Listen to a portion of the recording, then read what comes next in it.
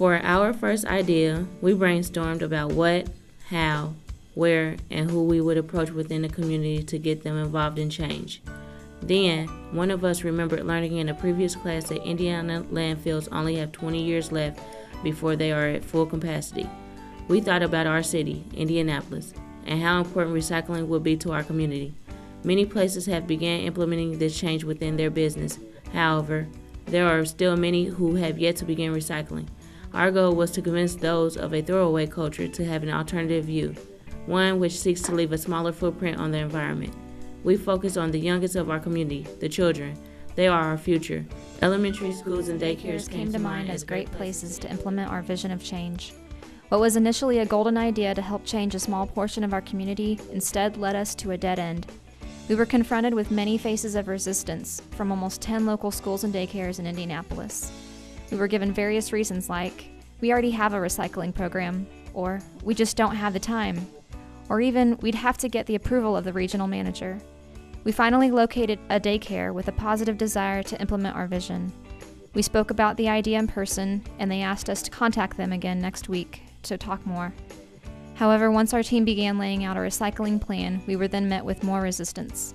This company stopped returning our emails and calls. Sadly, in the end, their words did not match their actions, and our original plan could not be initiated.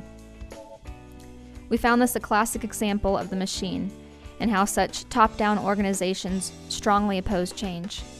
As we found out, changing the norms and culture of community is no easy or quick task. To change the culture of a community, you must start by changing the beliefs of the individuals and make it an important priority for them. Make it personal. Battling these resistances alone would have taken the entire semester to overcome. Unfortunately, we were forced to abandon our recycling project due to the opposition we received. After racking our brains, sending multiple emails, and almost giving up on trying to come to a second idea, we finally got a hit. We were given the opportunity to assist at Open Door Equine.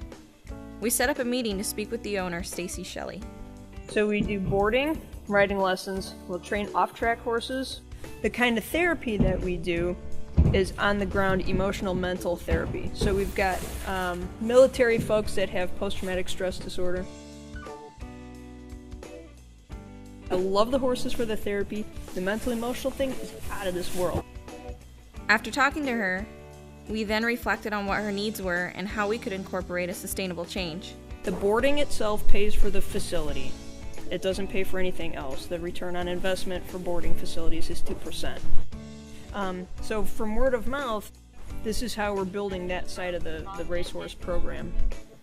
In her summer camps, she has poor attendance, she does little to no advertising, and there is a huge need for continuous funding for the operation of her business.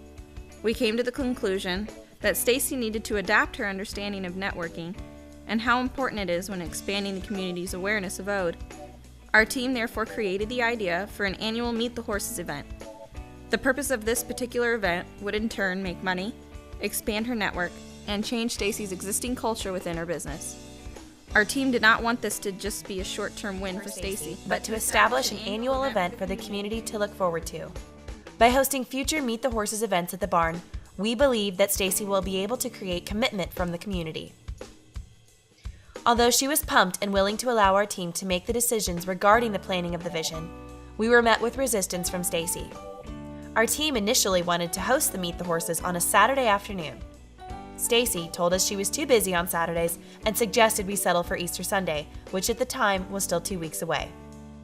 We obliged for hosting our Meet the Horses Day on Easter. We helped with creating awareness for the event by passing out flyers for the next 2 weeks all over the city near the farm.